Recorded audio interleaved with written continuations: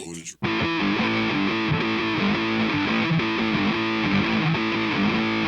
Books.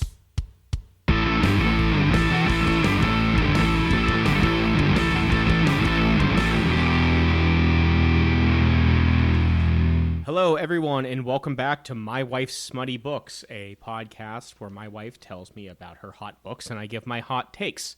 How are you doing today, Emily? I am good. I'm finally good. It's taken us a while to put out this podcast because I've been like so incredibly busy, but I feel like every time I sit down to read, it's like someone calls me, someone walks in the room, the dogs stop licking their feet, and I'm like, oh my God. Slop, slop, slop, slop. Like, Jesus Christ, just let me read in peace. It's kind of hard to read a romance book when you just got to... I know. It should be illegal. So speaking of romance books, today we are reading The Ballad of Falling Dragons by Sarah A. Parker. Is that correct? Yes, this is the sequel to When a Moon Hatched. Quick spoiler alert at top. This is a podcast about books. So, of course, there are going to be spoilers ahead. So if you have not read A Ballad of Fallen Dragons, I suggest that you pause the podcast, go get a copy, read up, and then rejoin us. Alrighty, so Emily, get us started. Okay, so the story picks up when Rexaros is leaving Khan's kingdom. Now, you remember Rexaros was the bounty hunter who killed Rave's friend and that Rave has like a raging bloodlust hard-on for. Yeah, she got him with the slingshot. Yes, he got her with the slingshot. Yeah, the slingshot that turns off the powers, right? So Rave, if you'll remember the last book, she's off killing this guy. So when we pick up, we're picking up Khan's perspective.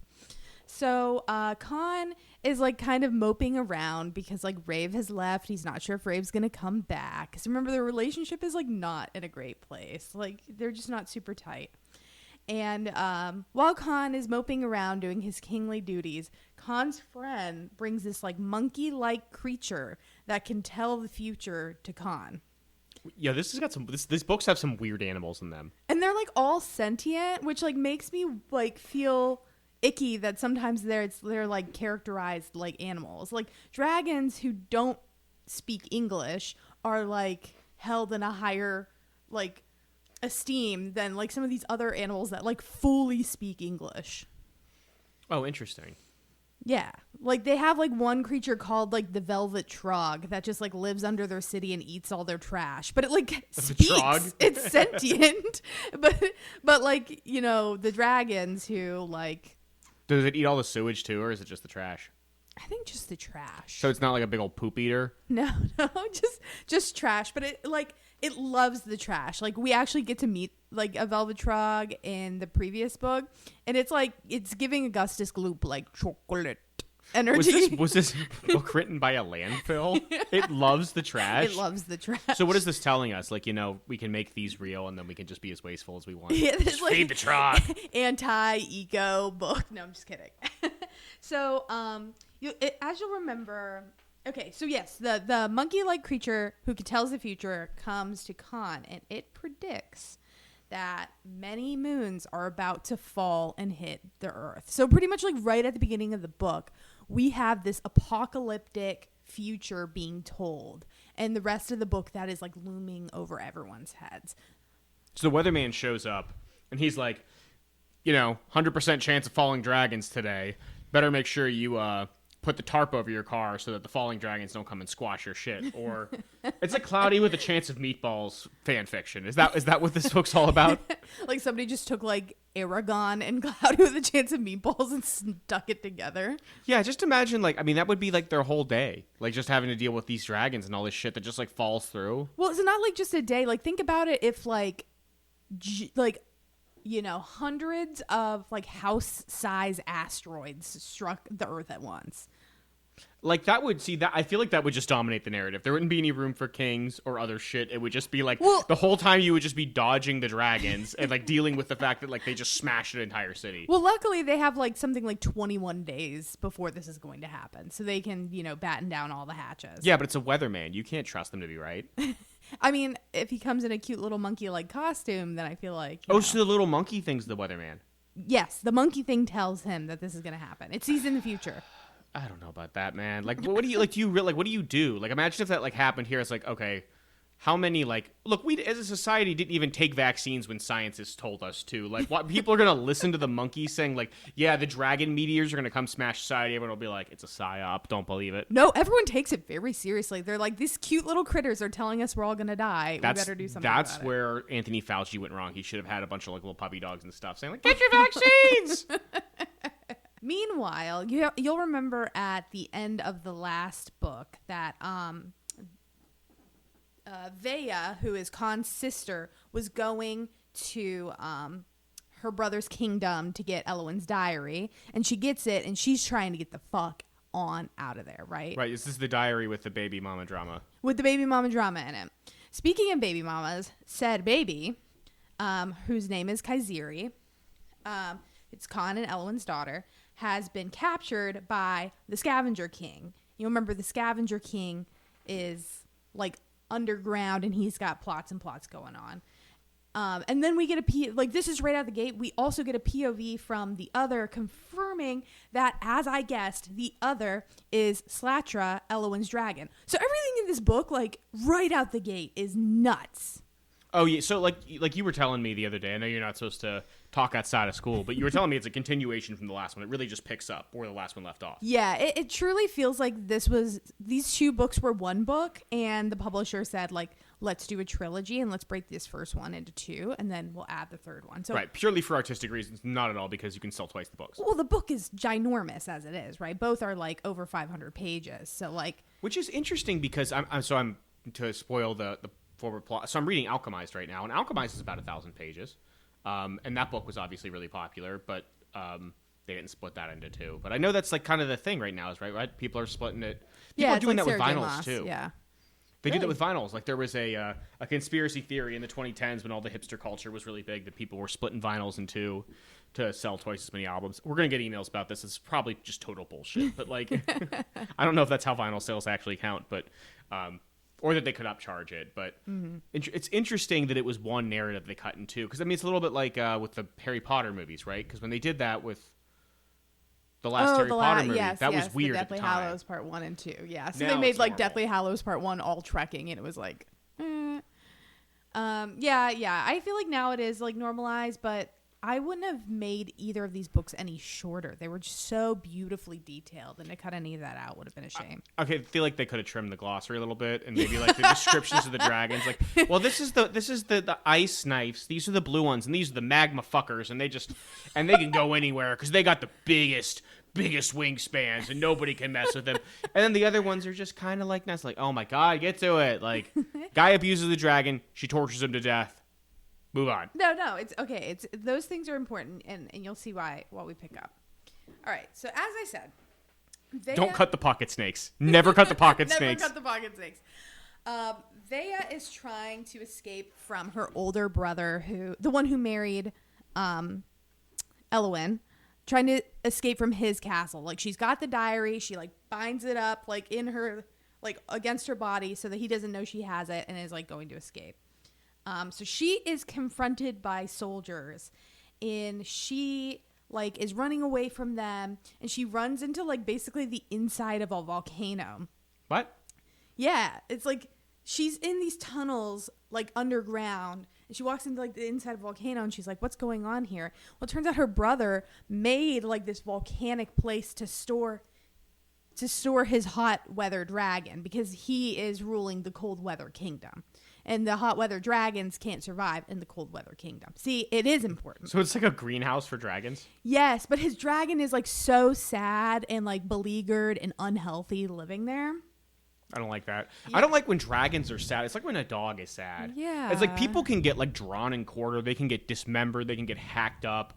Like, I don't give a fuck. Good, you probably deserved it, asshole. But you make it animals. Even especially dragons, they're so old. Like, how long has that dragon been sad for? Like, dogs, it is sad, but dogs only live like, 10 to 20 years. But dragons live like thousands of years. Like, how long has he been sad for? What did he do? Like burn a couple villages? 125 years he's been like stuck in this thing because the king is like so selfish that he like wanted to bring his dragon south with him. Now, is this the Hot King or is this the Hot King's brother? This is the Hot King's brother. The one, the in-law kissing one. The one. Oh, yeah. So you can't be a good character. You can't let this character get naked and have sex later if he's mean to animals. You can't do that. No.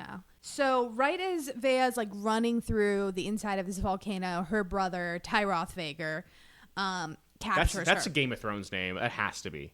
I know you've read the books and I haven't, but that has to be. Tyroth Vager? Yeah, he sounds like he would be a Lannister. Yeah, he does. So he captures her, and while he has her, he uses powers to like unlock this memory buried deep in her mind. Now you'll remember kind of during the last book, like the reason that Elowyn gets involved with all the Vaegors is her family like mysteriously is poisoned and dies, and the Vaegors kind of move in to fill the vacuum of power and betroth her to one of the like evil twin sons, so that they can take over her kingdom. So Tyroth unlocks this memory in Vea's mind where Vea's father used her against her will to kill Elowyn's entire family. So Vea, who is like Elowyn's like sweet, deep, dear friend, like was body snatched basically to kill her friend's entire family. So at this point, like Vea just like wants to die, and Tyroth tells her his dragon, who remember is very sad, to eat her, and instead the dragon snatched her up and whisks her away. What is the difference between putting a memory in someone's head and just fucking lying to them? Like, how do you know? I don't think in this universe like you can implant memories. I think you can just like block memories and unlock memories. Dude, I'd use the shit out of that. Like, you and I would be in like an argument. You'd be like, we totally had that like wedding this weekend, and I'd be like, no, we didn't. You know, like me just awaken this memory in your head of you not telling me. Well, remember last book, Rave threatened to like completely delete Khan from her mind until she got dick down, and then the dick was too good. She decided not to. Yeah, that was outrageous. Dick's so good you change your mind about deleting your mind. Yeah, I do like that she's like a super rational assassin with no thoughts, but she's just like, I have one vice. And it's laying there naked on the couch. They call it a cedar, not a couch. A cedar? Yeah. Seater. That's dumb. So, okay, like, I understand, like, fantasy they need to, like, break the immersion, you know, get you immersed by, like, spelling things different, like. Look, a couch isn't whimsical. What's not whimsical about a couch? Nothing about a couch is whimsical. A cedar, wow. Whimsical. See, when I see cedar, I think of, like, a sidecar on a motorcycle, which is whimsical, Whimsical. I guess. But it's couches are, is it more sexy than a couch? Anyway, I think I'm getting distracted. This is going to be a long one today, guys. Buckle up. So, meanwhile, you know, Khan's got this news about how basically the apocalypse is about to happen. And, oh, by the way, one of his really good friends is being put on trial at the Citadel in the South for stealing a book. He's like, I've got all this shit I've got to deal with, and now I have to go and fucking save my friend. Like, my idiot friend who stole a book. I mean, relatable, but stole a book. Yeah, watching him go through like all this effort to like bail his buddy. I'm like, it was just a book. Turns out it was Mein Kampf. His buddy was just like a closet Nazi, and he's like, shit, I spent all this energy to stick up my friend, and my friend's a fucking asshole. What was in the book? Was it like spells and shit? Yes, it's called okay. The Book of the Void. So it's like stealing a weapon. The Book of the Void, that's cool. I like that. Yeah, it's I like fucking that. metal as hell. So Khan goes down to the Citadel in secret, and he sees his friend get pronounced guilty. And the consequence to the friend is that he is going to have to be fed to this like kraken-like beast that eats both people's bodies and their souls. So it's like the Sarlacc from Star Wars. Yeah, kind of. No, the Sarlacc, like, you sit in its stomach and you digest. Like, this thing, like, eats you real quick and your soul is gone forever. Oh, okay. Yeah. While Khan's friend is on trial, he reveals that basically, like, everyone now knows that this apocalyptic thing is going to happen, and the Citadel is hiding these runes that can save, basically, a building from being destroyed. Like, the face tats. Face tats? Yeah, she's got the runes, the face tats. Oh, yes. Rain does. It's similar. But they don't bring it up, right? They don't bring it up in the book. They're just like, oh, hey, girl, nice face tats. I'm your number one We'll enemy. get to it in this book. Okay. But the runes can do other magical things. So, like, in this case, there's a rune that can keep the building from collapsing in a moonfall, which is very, very helpful now that all the fucking moons are going to fall. So, coincidentally, when Khan goes down there to do the rescue from the giant kraken, Rave, it just happens to be there, dumping Rex Zaros's body into the water so that his soul gets eaten. She's real pissed. Her ego is hurt by getting fucked up by a slingshot. Imagine that. Imagine it's not her friend dying; it's the slingshot. The insult of the slingshot. But think about that. Like, you're a professional assassin. Yeah. And you obviously enjoy like hacking people's bodies up. You know, she's like carving names and shit. I'm not saying the guy didn't deserve it. He did, but like, you know, you could tell she kind of likes this shit a little bit. And then she gets clipped by a slingshot. Like, that would be like if you, 5'5", Polish Emily Bohatch, dunked on LeBron. Bro, don't you would be think the best day of my life? It would be, but like, could you imagine how pissed LeBron would be? Like, yeah. He'd have to put up like, he'd have to beat you in like, you'd have to go 21-0 against him like 400 or 500 times just for the ego to be sated. Because again, it's a slingshot. She's a professional murderer, and she was taken out by a children's toy. Yeah. I mean, it had an iron like pin in it, so it like turned off her powers. But yeah, you're right. That's a bad excuse, though. All these books are like iron is a weakness. I get that. That's a trope. That's cool. But like that, I feel like they're just coping. Like that's an excuse. Like, no, you got clipped. You weren't watching your back. He had a ranged weapon. Yeah. You got. She did get got.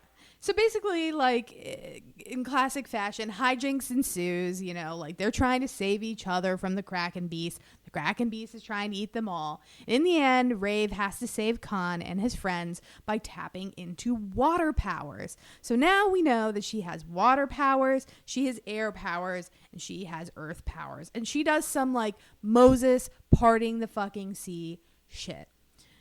So after she saves Khan, she pins him up against a wall and holds a knife to his throat for almost getting himself killed, which seems paradoxical, right? You almost got yourself killed. I'll kill you. Yeah. And she decides in that moment that it's her life's mission to become extremely territorial and protective of Khan. Does she turn into a goose? I was about to Geese say... are incredibly territorial. I was about to say, I can't relate to this at all. Or like the less flattering example is she turned into a hippo. Hippos are also very territorial. And they're extremely dangerous, as are geese.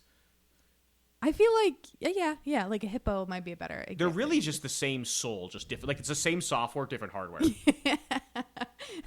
Can you imagine putting like the soul of a goose into a hippo? Would be like a menace. We would go extinct. Yeah, like they would be the dominant species. Yeah, they would just wipe us out. Like the F-35s, none of it's gonna matter. No. They would just wipe her out.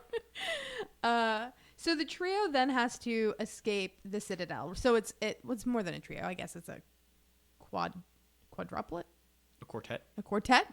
Yeah. A quartet. Now we're talking like a jazz band. They have to escape the Citadel. So it's Khan, his friend that he saved who stole the book, his friend who he saves brother who's his drunken friend, and then Rave.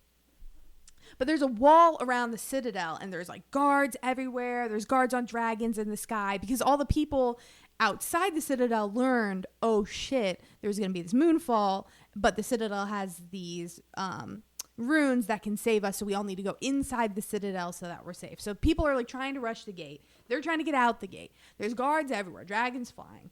So they end up using this rune to knock a hole in the wall, and the rune is drawn with Khan's blood.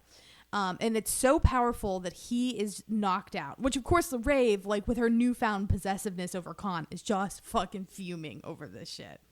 So the two friends carry Khan through the hole, and Rave has to cover their escape.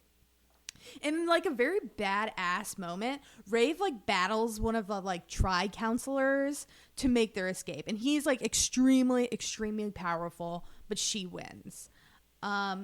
Subconscious. So I'm reading this fight, and it's Does she throw a pocket snake at him? No pocket snakes, unfortunately. She doesn't need it. She's got water powers now. Well, she uses her air powers in this moment. And like subconsciously, I knew this, but I didn't put it together until much later.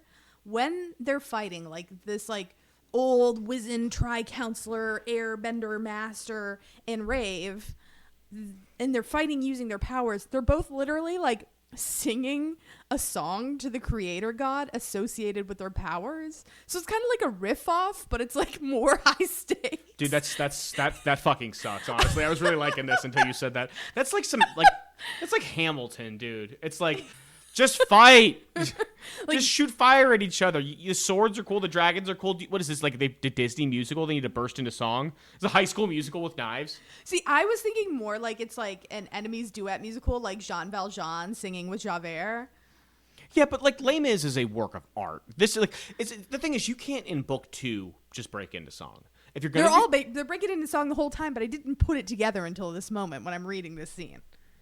Is this like a cleric like issuing a prayer, like doing a prayer so they can get? Yes. Oh, but they're doing it together. Are they like carrying a tune and?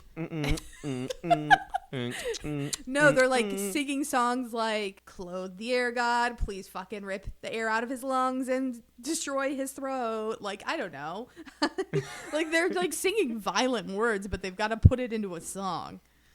It's not like they're not just like singing Sabrina Carpenter or something. That would be so fun. Like it's like Pitch Perfect, and they're just like doing a riff off, and then like when one stops and they jump off the last word, like that would be so fun.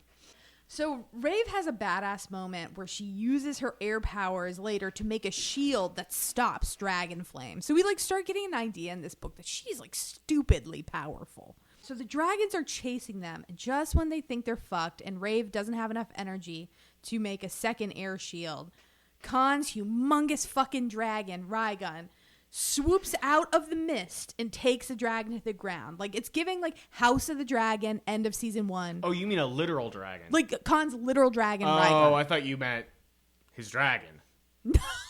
No. He's unconscious, and it just, like, flops out. And it's, like, beating people Well, to I mean, death. again, like, this guy is obviously well endowed enough that... They always are. So his literal dragon. His literal dragon, Raygun. What's his metaphorical dragon doing at the time? Is it just kind of chilling? I feel like it's probably just chilling. He's unconscious. So the group runs to their like dragons to make their escape, but this pretty much means that like they're gonna get dragged into a war. Spoiler: we get no war this book. It's like House of the Dragon season 2, where we get all the like Spoilers dick tease for House of. the Dragon 2. Well, I mean, it's been out for a while. Season 3 comes out this, I think, in a week or two. But yeah, we get like all the dick tease of a war, but no war. It's terrible. I mean, it's good for like all the people, but terrible. So not only do they have to prepare for all of these moons to drop to the earth, but also a war with Khan's 2 brothers and the Citadel. So they retreat to Khan's mother's home village, and Rave decides that, like, you know what, I'm finally going to give in, and I'm going to be with Khan. And she tells him that if he ever dies, she's going to become an absolute terror and destroy anyone who's ever said anything bad about him. And you know what, like, fair, right? Fair enough. It's always violence. She can't just be like, hey, I think we should like just go spend some time at the beach. She's just like, all I know is violence and blood. I mean, it's a pretty bloody speech. Like, she's like, I will not go like quietly into grief. I will like drink the blood of anyone who ever said anything nasty about you if you ever died. And he's like, cool. She biting fingers, she drinking blood. Yeah, dude, she a freak. Yeah, well, she got that dragon in her. Oh, right, She got that dog in her. She got that dragon in her. Yeah, well, I mean, having the dog in you is a big deal, but having the dragon in you is something else. Having the dragon in you is like making you a little crazy. Yeah, yeah. Or if it's the metaphorical dragon in you, well, we already knew that in book 1. So as Rave is walking around the village, Rexaros' dragon, the one that he abused and abandoned and that Rave cared for, comes into the city. And Rave's like, oh my god, it's my friend Leary. I'm so excited, right?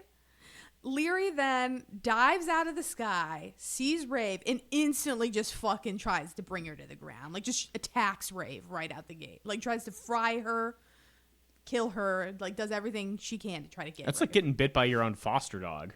I know. And she saved it. I know.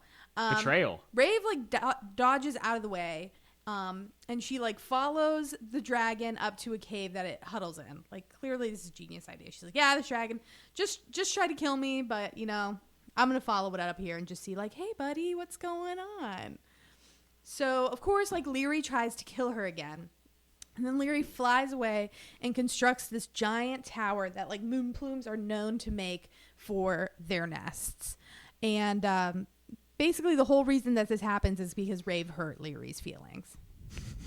Man, these dragons are something else, man. Just like having a dragon tempered tantrum. So what made her hurt the dragon's feelings? Like, what was it pissed about? Well, so like Rave was there, like healing the dragon and like being sweet and kind to it and helping it, and then she like left the dragon to go like kill Rexaros. But like, it's like when you leave your dog at home for too long, like they don't understand that you're like going to make money to buy more kibbles. Like they're just like, oh, you left me. We're actually making money so we can go on vacation and we can leave them more. No, don't tell them that. No, we love our puppies though. So Rave. Yeah, but the difference though is like, look, our dog Ella and our dog Vinny, like when you leave them, they might be grumpy. They're going to give you a lot of side eye, but they don't beat the shit out of us. Yeah, they don't try to like actively kill us. Yeah, they don't destroy our property. They don't bite us. You know, they just like side eye us and like fart on our pillows or something. I mean, Ella's definitely doing that.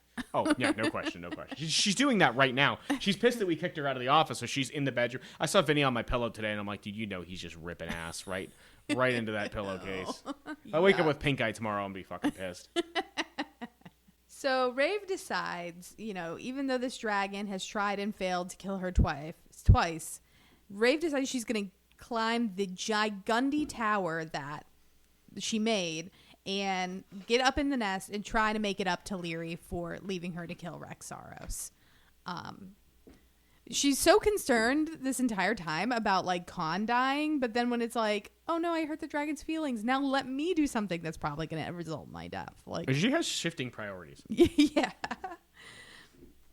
So meanwhile, we learn more about the Scavenger King, who has been holding Kaiseri, who is Khan and Elowin's daughter, captive this entire time.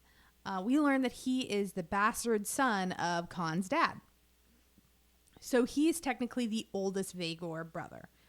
So the order goes the Scavenger King, Arkin, and then it goes Khan, the two twin brothers, one of whom married Rave, Tyroth, and then Vea is the last.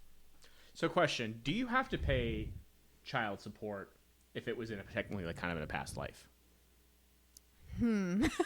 Are you asking if Rave owes back child support? Yes, what's the case law?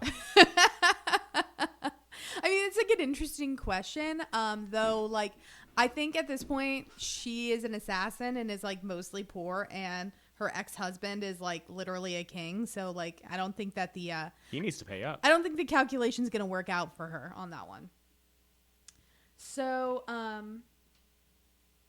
as I was saying about the Scavenger King, he's the eldest son, and so he believes that he is the rightful heir to the Burn, which is Khan's kingdom that he wrestled away from his dad. By the way, when Khan killed his dad, they had like a bloody ass dragon fight, and his dad like got melted, and Rhaegon like took his dad's dragon to like the ground and like killed it, and then Khan like drug his dad off of his dragon's corpse and like sawed his head off. Like it was like pretty fucking metal. Yeah, I did. You know, with the way that the cover of this book is, I did not expect it to be like so gruesome. Yeah, it is. Like the characters are like out for blood, and they want it. They want it. Yeah, like bad. torturing people, animal abuse, decapitation. Like, yeah. When I saw it, I was like, oh, this looks whimsical and like almost like borderline cottagecore-y. No. And that is not. No. not. So the Scavenger King, he rules over a fighting pit underground. And he offers... Of course he does. Oh, yeah, he does. Because not a single Vaegor outside of Vea and Khan can be good. All the rest of them have to be massive pieces of shit. So he offers to let anyone stay in his like stadium and ride out the Moonfalls as long as they swear fealty to him. So he is like gathering his minions to try to make a move against Khan. He's gathering his schizo army to go against the other schizo army. Yes. I mean, whoever has the most schizos wins. So this is like, he's got a fighting pit. Is it like Fight Club down there in the basement? Like, or is it like fight to the death or? It's fight to the death. Like he has like See, these that's like, cool. I like that. Well, he has these like magma monsters that he makes kill people who don't have powers. Oh, so it's like the mythologized accounts of like the gladiators, right? Where you have a gladiator fight a lion to the death, and the lion would just tear him in half. Yeah. Which I don't know if that's actually accurate, but that's the mythologized version, right? We'll find out when we go to Rome. Yeah. So at this point in the book, the Scavenger King is meeting with one of the Tri-Counselors. And he asks for the council's support against Khan. And at first, the counselor kind of like laughs at him and rejects him. But when the Scavenger King hints that he can get Khan fighting to the death in the pit, then the counselor backs him up. And remember, like, he's got some leverage because he has Khan and Elowin's daughter. Like, and Khan, at the very least, is like, oh, he has my niece, and he cares deeply about her. So, like, there's a very real possibility that he gets Khan into this fighting pit. So going back to Rave, she climbs up the giant plinth where Leary is sleeping at the top. And Leary is still wearing Rex Zaros' saddle. And just as like Rave pulls herself over the edge, Leary wakes up and the two collide. Like Rave manages to get a hold of the saddle. Leary's flying off the plinth. And then like Rave is hanging there in midair. And in midair, Rave does the stupidest shit ever and decides to unbuckle all the buckles on the saddle to set Leary free. And she just starts like plummeting back to the earth. And she's like, did a good thing today. Like, no sense of self-preservation. Yeah. So she like tries to use her air powers to slow her down, but it's not going well. And at the last moment, Leary, I guess, like has a heart and cushions Rave's fall into some snow and saves her. So they start like building a bond. You know, this is kind of the moment where they decide, like, you know, we're both hurt on the inside. Like, we both have had a lot taken from us, but we're going to be together. So when Fae bond with adult dragons, which is unusual in this world, like normally they bond with like adolescent, like baby, they steal eggs. So when the Fae bond with adult dragons, either the dragon is tamed or the Fae is tamed. And the Fae can become feral. Like if the dragon wins this mental fight, the Fae becomes feral. So when Rave disappears for a few days, Khan figures that's probably what happened to Rave. Because, you know, Rave is already like half feral. So. And the dragon in her head is not Leary. It is Leary. It is Leary. Yeah. Okay. So they're like solidifying their bond, but having this mental dragon of like, am I a man or am I a Muppet? But instead of am I a man or am I a Muppet, it's am I a Fae or am I a dragon? I've never heard that expression before. That was bamboozling. You haven't watched enough Muppets, you know? What, do they just make you question your nature of reality? It's the Muppets. It's supposed to comfort me and like teach kids how to spell. They actually do that? Yeah, there's like one more like this like human is like raised by Muppets and he just like wants to be a Muppet. But he's like the only human there. And he has like Muppet dysmorphia or something. Muppet dysmorphia. So Khan, first of all, you gotta remember Khan is like really concerned. He's supposed to be dealing with the fact that there's about to be an apocalypse, but he's like, oh, fuck, I gotta like go out into the woods and go get my fucking girlfriend who's like probably feral. So he goes out to the woods. She was already feral, to be honest. So he goes out to the woods to lure her back into civilization, and he finds where she and Leary are hunting, and he does the like most logical thing to like get her to come back to her humanity. He gets naked and takes a bath in the closest stream. This guy has one trick. He has one trick, and it's just he's like, what was it like? Who was the president who supposedly always pulled his dick out? Was it Lyndon B. Johnson? Maybe the guy who was like hung like a horse and would always just pull his dick out.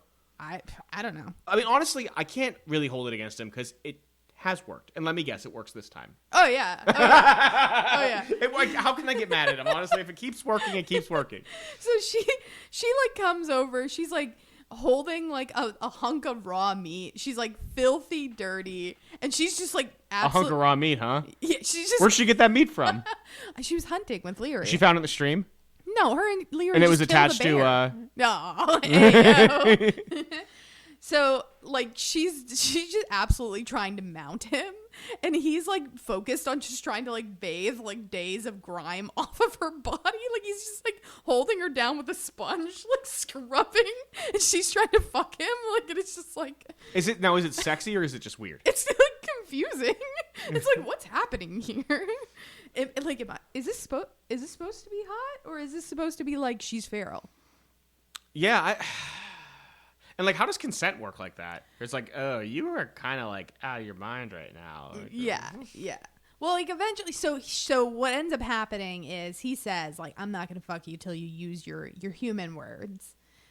Yeah. Oh, she's not even speaking words. She's like she grunting. She just sounds like Donnie from the Wild Thorn. Yes. That's like the perfect situation. She Nothing is could be a talking bigger about- turnoff. If you like, no, I would make that exact same decision he made. Like, honestly, if you ever came up to me and started yabbity doobity yabbity, or like the doodle bob noises, like it's over. And, yeah. It's like not only is like it not going down that night, but it's gonna be a while before it does. Because like we like maybe we'll do like a psyche val or something. Like just kind of make sure like are you okay? Like doing that unironically, doing it as a joke is fine because you do the doodle bob noises around the house sometimes and it's fine. You know, this is different. I mean, he tempts her enough with the dick that she gets talking again, and when she finally is like, I'll face my feelings instead of being out here and becoming a dragon. Does he just swing his dick and it just hypnotizes like a little pendulum? Because he gets everything he wants with that dick of his. He does. And because he doesn't even have to be smart or think anything. All he has to just do is like, whoa, dick, just make her whip like it. Out. Yeah. So yeah, they do end up, fucking in the stream. So I mean that was good. Dude, that's an STD waiting to happen. If it works, babe. It's like when people romanticize like sex on the beach. It's like, dude, all that sand. You mean a UTI? Not an STD. Where's he gonna get an STD from? Like it's like herpes water? Yeah, all the bacteria and shit. No, you're thinking of a UTI. Yeah, I might be thinking of a UTI, but still, like, you could get sick. Like, they could have ye old yogurt. Ew. No, you don't know that. You're like cranberry juice and yogurt is supposed to be like good to keep you from getting a UTI. So around 250 pages in, we're reminded that like Rave is part of a rebel group. Like, do you remember that? Yeah. I forgot it. And then it was like, oh yeah, that's a whole thing. So their leader of the rebel group, named the Elding, sends someone to basically like collect Rave to save their secret hideout, the Flourish. Their Mystic Monkey had a future sight that somebody was going to destroy the Flourish and destroy the Elding. So like they need Rave to go kill this like Fae in the Middle Kingdom. They don't really like give a good reason why, except for like their future monkey says so. And so like when Rave tries to question the messenger, he uses this like magical torture device that they have to like push her into submission. Oh, don't like It's that. like this like blood curse. So right as he like walks away from like using this like blood curse on her, Leary swoops out of the sky and literally tears him in half. So like, don't fuck with a girl with like a dragon that she was just feral with. They bonded out in the woods. Like they home dogs now. The dragon honestly owed her one because after just beating the shit out of her for like leaving and like doing other stuff, like the dragon, and like also dragons live for like thousands of years. Like how long is that in dragon time to leave her for? How long did she leave the dragon for? Oh, like a couple days. Bullshit. That's like leaving the dragon dog. attitude. Yeah, like to scale that down to a dog. That's like leaving a dog for like an hour. Yeah. Like come on. That's crazy. Yeah, the dragon owed her one, and honestly, it sounds like they're even now. So Rave decides that she needs to carry out this mission or else she's going to get magically tortured more. But before she can, she needs to become a stronger wielder. And she remembers that Khan told her that he once gave Elowin a bunch of lessons on earth powers or like earth bending. So she needs to like dive into her memories to unlock the things that Elowin knew. Because remember, like, she is Elowin, but she's just stuffed all those painful memories down really, really, really, really, really deep. So she's like working this whole time to like finally face her trauma so that she can get real fucking good at earthbending. So as she's doing that, she's like meditating up in her room. So as she's doing that, Khan gets some information that coincidentally will take him to the same place in the Middle Kingdom that she's going. And in part, he wants to go and get a moon shard from Slatra's moon. Remember, he's like rebuilding all the shards to like make her whole again. And as he plans their journey to go down there, Rave comes downstairs. But it's not Rave. It's the other in Rave's body. So like imagine seeing your girlfriend come downstairs, pull a hunk of raw meat out of the refrigerator and sit down and just like chow down. And when you're like, hey babe, what's going on? She like turns to you and like growls in this gravelly voice like, the precious one is hungry. That's a little bit like how you are with pickles. And that's not a like sexual innuendo or anything. And like you are like my little pickle vacuum. Like, we go through like 2 jars of Clausen's a week. Now, we will take ads from Clausen's. We are not taking money from them, but we absolutely will. We'll just take your pickles. Clausen, send us PR. Yeah, send us all your shit. We'll wear it on. We'll wear your shirts on this audio medium, because my wife just devours pickles. I get that. And then you save the pickle juice for me, and I drink it. Yeah, Clausen. Because we're a bunch of fucking freaks. Clausen, if you send me like a box of pickles and like a pickle sweatshirt, like I will give you a shout out at every episode from like now until the end of time. Well, no, they got to keep it coming. Hold on, let's they gotta work keep our the pickles leverage. coming. Yeah. Yeah. 1 jar for 1 shout out, and they better be big jars. Yeah. So, Slatra through Rave's body is talking to Khan, and he tells her like he's going to get the moon shard, and remember, Khan doesn't know that this is Slatra. He has no idea what's going on. But Slatra like leaps up and says, "Okay, we got to go right now," and then like Rave collapses and takes back over her body. So this is like a very weird exchange for Khan. He's like, "What the fuck just happened?" And Rave is just like, "Oh yeah, I sleepwalk," like. And he just accepts it. He's like, yeah, cool. It's like the stepbrother sleepwalking, where they just like walking around like putting shit in the oven, like smashing the kitchen. Yes, it is exactly like the stepbrothers. So meanwhile, like Vea is like thoroughly fucked. Like her dragon has carried her away from her evil brother, which is like a plus. But it goes as far as it can in the Cold Kingdom for being a hot weather dragon. And eventually it's dying. So it puts her down in the middle of like a frozen tundra and then like leaps in the sky to become a moon. Just like, deuces, figure it out yourself. Wait, this is the dragon that she was feral with? No.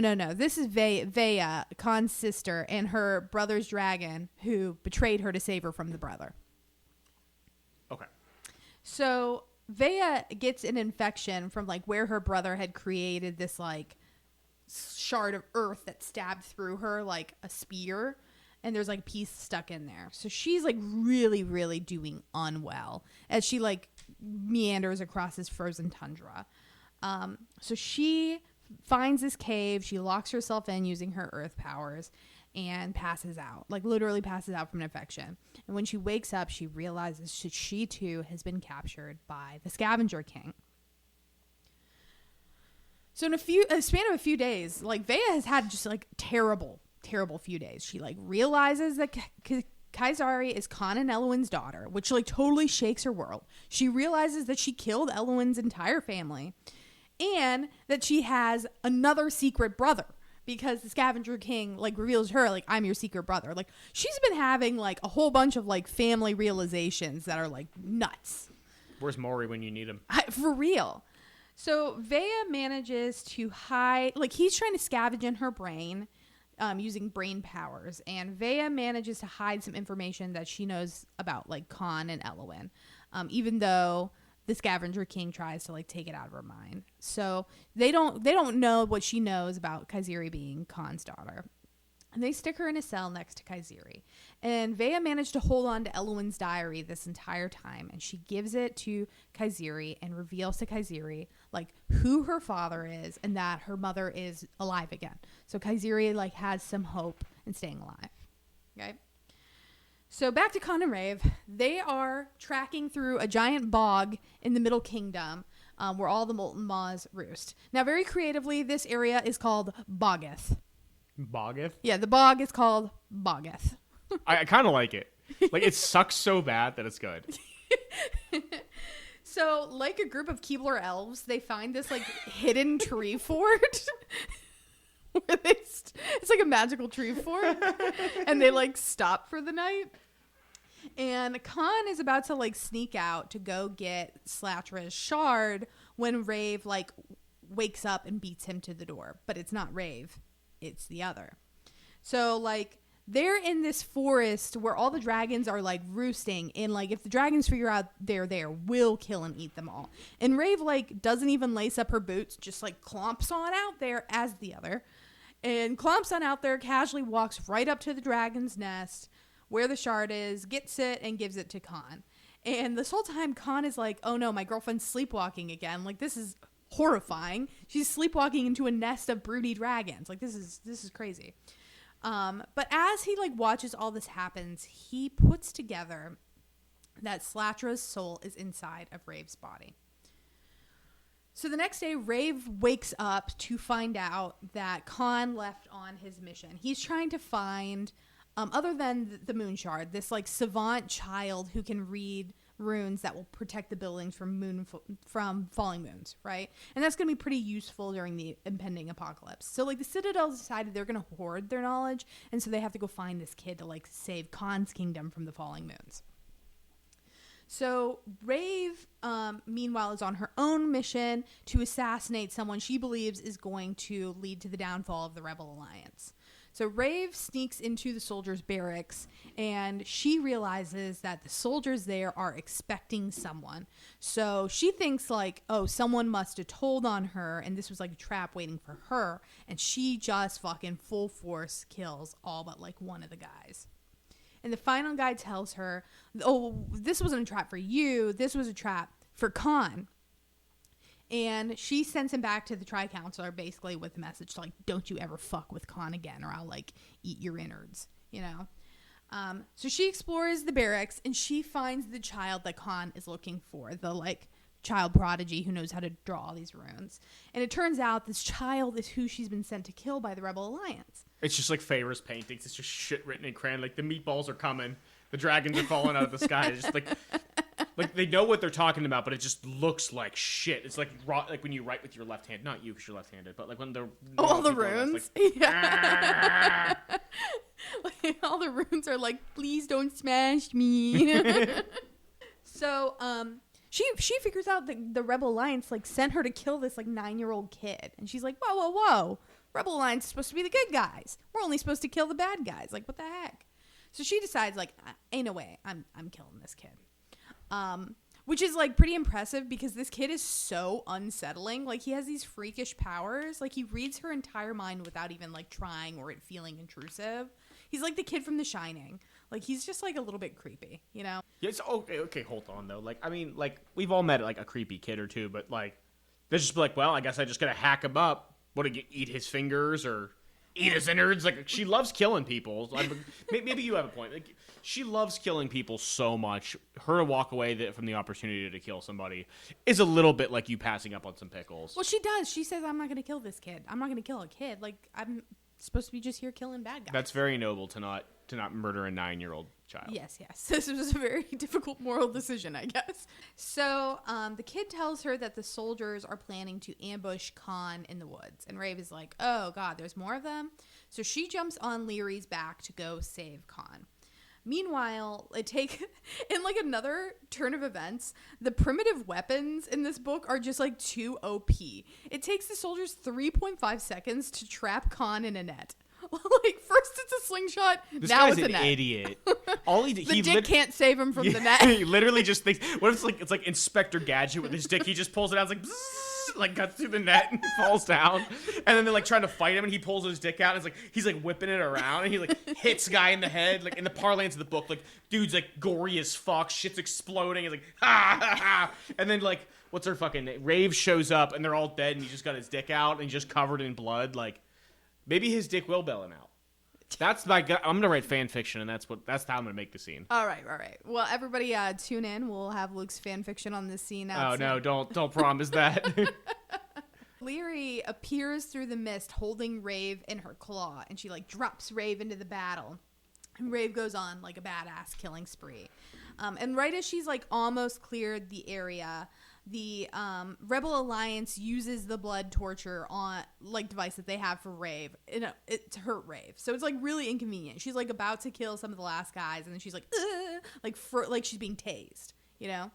And before the soldier can sneak up on her and kill her, Khan saws through the net and falls on top of him. How's he saw through the net with his dick gadgets? No, he has like a knife. Oh, okay. I know it's boring. I prefer the dick gadgets. Yeah, you know, I like Go-Go Gadget Dick a lot better. That's an Eminem lyric from back in the day. Yeah, Go-Go Gadget Dick. From the era where he was in his very, very controversial era. Got it. So Khan guilts Rave into telling about like what happened in the woods, like why she froze up. And so she has to like, she tells him about the whole blood curse thing because, you know, they decide they're having a relationship now and like relationships require transparency. She also reveals at this moment why she has all the runes all over her, and it's because she had been tortured by the Scavenger King. So, like, when she fell out of the moon, the Scavenger King captured her and made her fight in his pits. Gave her face tats, like the Takashi 6ix9ine. Yeah, well, so, like... Looks like a little pump over there. The runes are, like, sign that you were, like, healed from something. So, and she's covered, like, head to toe in them. Like, she's practically glowing. So, like, Khan is, like... Wait, can you see the runes with, like, just walking down the street? Or only certain people can see them? Certain people can see them, and then when there's dragon fire, it lights up the runes. Okay. So, like, Khan realizes now, like, oh, you've had every inch of you destroyed and brought back. Like, let me at him. Who did this to my precious, you know? Just turns into Schmeagol. My precious. So Khan decides, like, he's going to help, one, free her from the blood curse, and two, kill the Scavenger King who, like, gave Rave all the runes. Plot twist, she had a tangential role in 9/11 and was captured and interned in Guantanamo Bay. And it's actually Dick Cheney who did it. Just waterboarded her for just days on end. I mean, that's why she got tortured, because she had to come back from that. I mean, it's close. She didn't get waterboarded. She got fireboarded. Oh, shit. See, that sounds fun. No, he melts down to the bone and then like heals her like night after night. It'd be fun to like be there for, not like for it to happen to me. Oh, that'd be horrifying. I mean, yeah, it would. Like you see it every time you close your eyes, but it would be like, would you look away? I mean, it'd be like watching a train crash. Yes, I would 100% look away. What, are you feral too? Are you bonding with a dragon right now? Only for you, babe. So they head back to the city where Rave lived in the first book, right? Because they're like first they've got to like sever the blood curse, and you know that the person who has the blood curse lives there, and then they've got to keep going further south to deal with like the Scavenger King. So they go back to the city and they bring this like weirdo kid along, plus their drunken friend from earlier. I just keep forgetting the drunk friend exists. Like, does he do anything, or does he just like hobble around? And no, there's like a running joke that he literally does nothing. Like in the entire book, they're like, "Don't you have a job?" And he's like, "Nah, I just drink. Like I'm just here to hang out." We do later find out that like just like Elowin's family ruled the like southernmost kingdom before the Vhagar's took over. Like the drunken friend's family ruled the middle kingdom before like the Vhagar's took over. So like he also has been robbed, and I think he's gonna have like a bigger role in book 3. Is he at least like a Tyrion Lannister where he's like well spoken, or does he just kind of like he's kind of like Tyrion Lannister a little bit. All right. Well, because like Tyrion's like drunk all the time, but like the dialogue is phenomenal. You know, he's got to give us something, even if it's not action. Give us some quips. You know. Yeah. So the drunken friend and the strange little kid. Oh, at this point, the strange little kid has a baby dragon. So the drunken friend and the strange little kid realize that the strange little kid's dragon can't go with them to break the blood curse. And so the drunken friend has to like hide out with the kid's dragon for a little while. So Rave like takes them to her old home that she like burned part of it down at the beginning of book 1, like when her friend died. And he tells the drunken friend, like, you can stay down here as long as you don't go upstairs, like where she presumes like her dead friend's corpse is. She's like, you can stay in my house, just don't go by the corpse. But she doesn't like explain corpse, right? Like, so he of course like can't resist, and he goes up into the room where like the corpse is supposed to be, but immediately he's confronted by the friend. Like the friend is not dead. The friend this is what's like crazy. Like we thought this friend has been dead the whole freaking time. And she thought the whole time that like Rave was dead, like that Rhaegon ate her, right? And so I guess like the whole, this is like a classic fantasy trope where like the whole thing is just a giant misunderstanding. Like, I think you're dead, you think I'm dead, you held me as I died, somehow I'm still alive. Like, it's just like, what is going on here? Wait, the friend from the very, very beginning? Yeah, who died and who Rave like left on a mission to like go avenge her, is actually alive. Even is though she Rave pissed that all her shit's gone? Like, you burned my apartment down, you threw away my life's work? Yeah, but the like apartment seems just fine. It's like, it's a very bizarre turn of events. That feels like a... Okay, all right, let's see where it's going. There's not much more to add on this front about it. It's just like a weird thing to note, and I think we're going to unpack it more in book 3. Meanwhile, Rave and Khan are with this strange little boy, and they go to the place where Rave was bound with the blood curse. They can only break the blood curse there. And when they arrive, it's like they break the blood curse, but it's been a trap all along. The leader of the Rebel Alliance that Rave has been working for shows up when Rave is like really vulnerable in the curse breaking process and can't fight back. And she reveals that the entire time that the Rebel Alliance has really been under the control of the Scavenger King. Interesting. So, yeah, I mean, when they said kill a 9-year-old kid, then it was like, oh, well, I feel like they've kind of lost their moral high ground, you know? Yeah. It's like Anakin Skywalker, like, figuring out that, like, Palpatine is the Sith Lord, you know? It's like rocks his entire world. It's like that kind of moment. Well, basically, like, they made up this Rebel Alliance just to manipulate Rave and to use Rave to do their bidding so that the Scavenger King could get more power. Like, to eliminate the Scavenger King's enemies and then eventually bring Rave back to him. So it was all about Rave. It was all about Rave the entire time. So there's, like... main character energy. That does, like, feel very conspiracy theory. It's like, oh, there's, like, dozens, maybe hundreds of people, and they're all involved to get... That is, like... the kind of logic you do see from, like, people who are suffering from schizophrenia. Where it's like, there are hundreds of people and they are all in this to manipulate me against something else because I'm the chosen one. So what you're saying is, like... Schizo army! You're saying is, like, lithium would just fix this entire society? Yeah, everyone gets, like lithium the in the water. and all the magic goes away and it's just, like, a normal society. So now, you know, Rave is like reeling. She realizes the Rebel Alliance has been fake the entire time. And the Scavenger King has now captured her, Khan's sister, Vea, their daughter, Kaiziri. Man, gotta catch them all. And the creepy boy. He's got them all.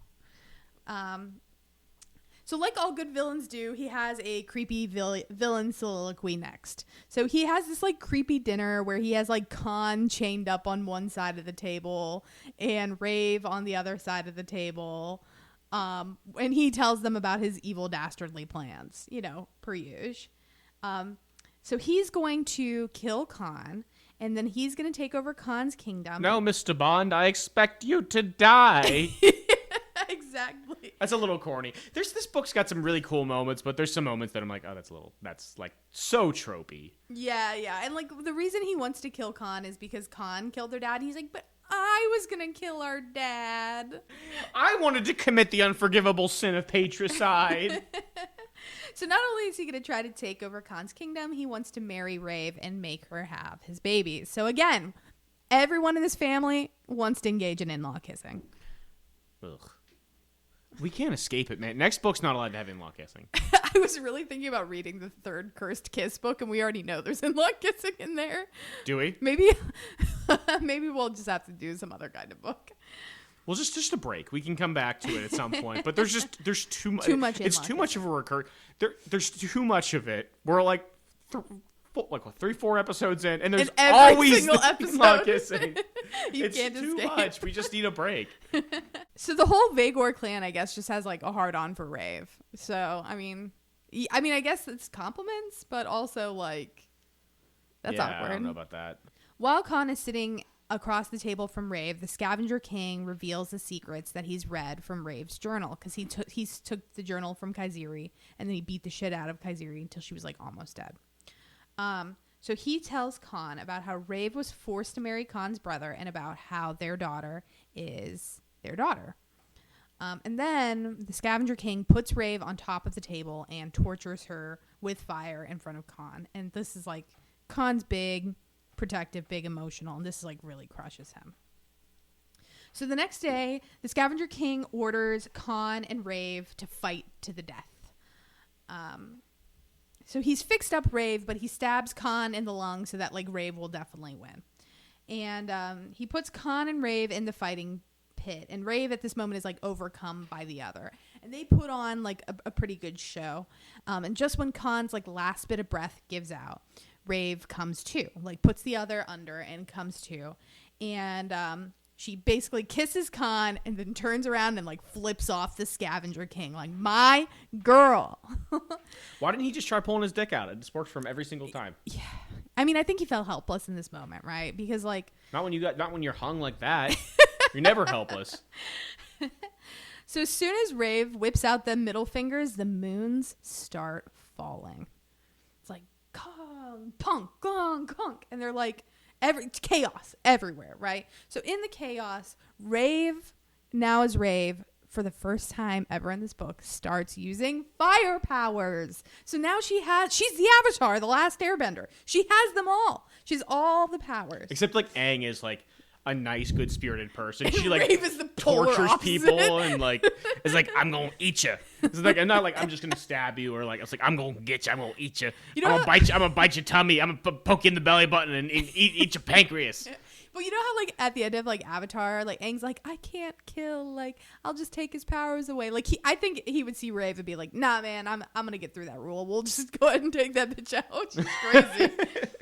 She creates like living avatars of the fire and the earth god, and they start smashing everything up. They beating holes in the people. They're killing people in the crowd. At the same time, Khan's dragon, Rhaegon, like burrows through the ceiling of this like underground cave, and he starts like using his teeth to just chainsaw through people. Using his cheese. Just using his cheese to chainsaw through people. Just like throwing like the wheels of like their little cow cheese. Just like throwing them like Gambit from X-Men. It's just hitting people like, oh shit, oh fuck, oh shit. And then they get him. Yeah. Well, so you have to like remember how the powers like work in this. So like Khan and Rave are standing in the cheese-based magic system. Are standing in the middle of this coliseum. Khan's dragon is like practically rabid, like crawling through the stands, just fucking chomping people down, killing people left and right. There's like a giant like stone man and a giant magma man who are just killing people left and right. And meanwhile, like Rave is standing in the middle of all of this carnage, just like singing a song. What song do you sing? I mean, like maybe Raining Blood. Na, come on. No, they were definitely singing S&M at a different point. When they were in the river, that's the S&M moment. Yeah.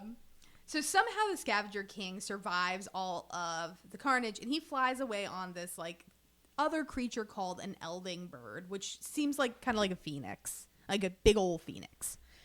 So Rave and Khan look at each other and they're like, okay, one of us has to go save our daughter and one of us has to kill this fuck. And so Rave agrees to say and save Kazari while Khan gets on Rhaegon and chases after him. So Rave goes to save their daughter, and when she finds her, like, there's this apparition of this god named Callus, who's the god of the ether. Now, I haven't told you anything about the ether because, like, frankly, in book 1, it's like, this exists, and then we'll never talk about it again. And in book 2, it's really, like, the same thing. I think book 3 will be very ether heavy. But basically, like, at the beginning of their universe, there was ether. Like, there was nothing. And then the other 4 gods created the earth and, like, imprisoned the god of the ether, Callus, in this diadem. And Rave's entire like bloodline, someone has to wear the diadem to like keep the ether god contained. So when Rave died, like the diadem went to her baby daughter, Kaiziri, and so Kaiziri's been wearing it her entire life. Do you think this is all just a metaphor for cocaine? Because I'm pretty sure ether is an essential ingredient in processing cocaine. Why do you know that? I watch Narcos. Sure. It's also the drug that Hunter S. Thompson was most scared of in Fear and Loathing in Las Vegas. With this whole trunk full of stuff, he's like, that's the one you're scared. Maybe the author's just really into drugs, and that's why there's all the like insane violence. I think it's like more like the concept of like absence, right? Like you have like all of these like giant creator gods who make so much, but then you have like the balance to that is nothing, right? The ether, the absence.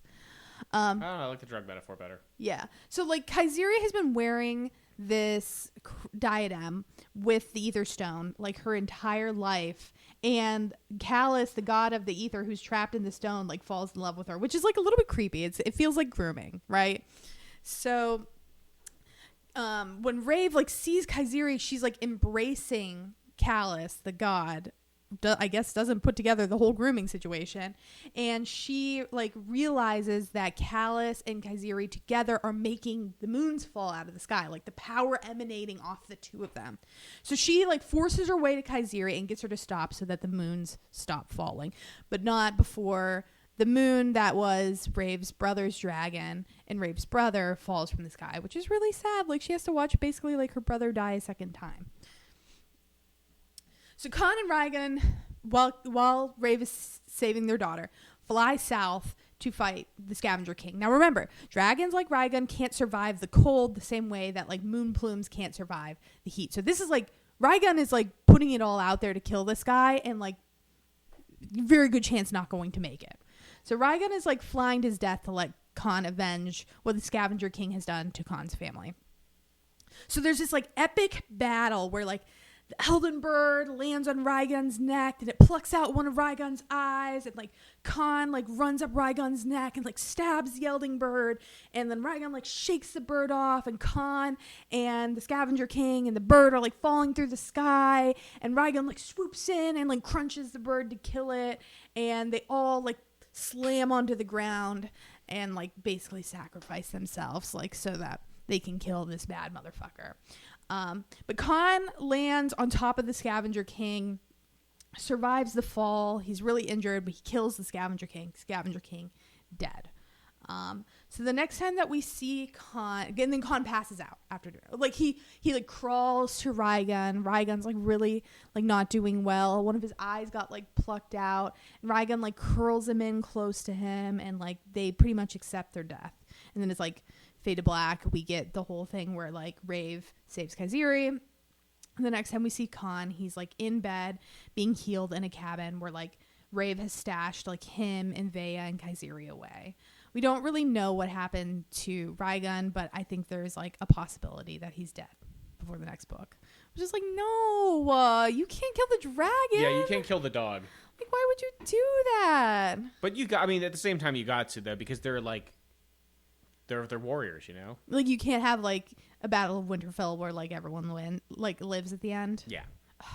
But I like want them all to live. I know. Are they like cute like puppies? No, this dragon's like the biggest motherfucking scary dragon you've ever seen in your life. But they have like a soul bond. It's like, but Ella is cute, and she's also a little shark. I just don't want Khan to be sad next book. I don't give a fuck about Khan. I care about them dragons, dude. I don't want the animals to die. That's sad. It is sad. So, like any good fantasy book, the author has to leave us with a cliffhanger. So right on the last page, the dust is like literally and metaphorically settling after all the moons have fallen. And the person who had the blood curse on Rave finds the Scavenger King's body, lights it on fire, and is like, fuck you, like all that. And then out of the fog, this like man comes stumbling out. And he's like obviously very confused and doesn't know what is going on. Turns out, just like Rave, her brother has risen from the ashes of his broken dragon's moon, and he's alive again. Another Navan has entered the chat. Oh my god! So, all right. So that's the cliffhanger, right? So that's the cliffhanger. So next book, we will have to figure out like what's going on with Hayden and Navan, like what's going on with the other two Vagor brothers. Like they've just been like lurking out there being evil the last two books. Are we finally going to have a war? Like what has happened since this apocalyptic moment where all these moons fell? Like all the meatballs fell out of the sky. All the meatballs fell out of the sky. Like, are we drowning in marinara or are we okay? You don't put marinara on meatballs. You only put red sauce on it. Yeah. So it's like, what's next, right? Like, I think now comes now, and now we go to war. So it sounds like it's about to go down again. Yeah. Now we just got to wait like a year for the next book to come out. Yeah, I mean, hey, writing takes a while. I get it. All right. So what did you think? Did you like, we didn't do the pepper test. How many peppers is this book? This book. I would say this book is 4 peppers. Like the dick is his solution to everything. So like there's a good amount of getting dick down in this book. Okay. All right. So the first one had more peppers, right? No, first one I would say is like slightly less peppers because remember she like really didn't want anything to do with him for a long time. Like the dick only solved the problems in the end. Okay, I gotcha. All right. Well, thank you so much for sharing your books with me. I appreciate it. I did not have a segment prepared for the end, and so I think we're running a little long, so I might spare you guys all my more ranting than I already have. But all right, guys, unless you have anything else to add, I think that we are nearing the end. Does that sound right? Yeah, I mean, now that we've finished these books and I'm waiting for the next one to come out, I'd be open to book suggestions. So if there's something that you want me to read, shoot us an email at mywifessmuttybooks@gmail.com and follow us on Instagram, and you can DM us there some book suggestions. And don't forget to rate and follow us on Spotify.